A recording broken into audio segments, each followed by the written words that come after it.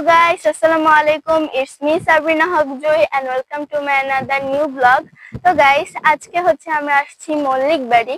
তো এটা হচ্ছে যারা আমাদের এদিকে সাপা বাজারের দিকে থাকেন তারা হচ্ছে চিনেন, এটা হচ্ছে মল্লিক বাড়ি।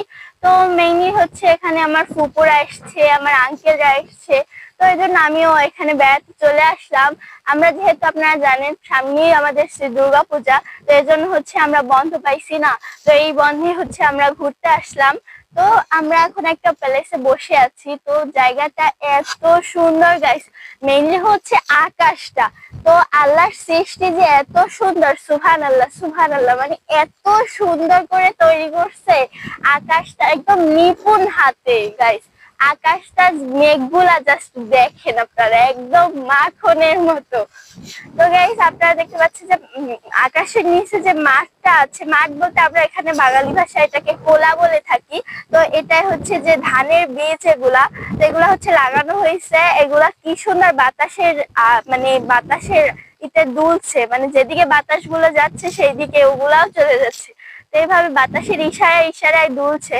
তো এদিকে আরো আছে আমড়া গাছ, তারপরে আরো অনেক গাছ আছে, আমি নামও জানি না।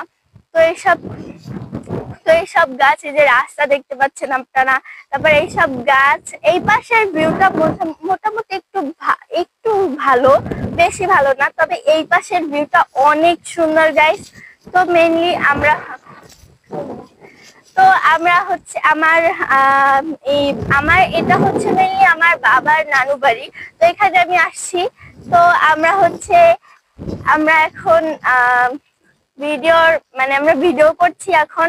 তো একটু আগে আমরা হচ্ছে শাপলা উঠাচ্ছিলাম। তো ওই শাপলার ভিডিওটা আপনারা ভেরি সুন দেখতে পাবেন।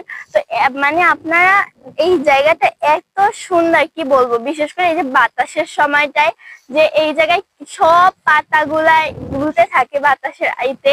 পরে এই আমরা হচ্ছে শাপলা তুলছি। তো শাপলা তোলার পর এখানে একটা বেঞ্চের মতো আছে, মানে আমরা বসা ছিলাম এতক্ষণ। তো এখানে আরো তুলা গাছ আছে, আরো অনেক গাছ আছে। তো আমি হচ্ছে প্রফেশনাল ব্লগার না, আপনারা এই পেজে আমাকে নতুনই দেখতে পাচ্ছেন, কারণ হচ্ছে এটা আমার আঙ্কেলের পেজ। তো আপনারা যাকে প্রতিনিয়ত দেখতে পান সব ব্লগে, সে হচ্ছে মেইন ব্লগার। তো আমি হচ্ছে চুনোপুটি বলতে পারেন।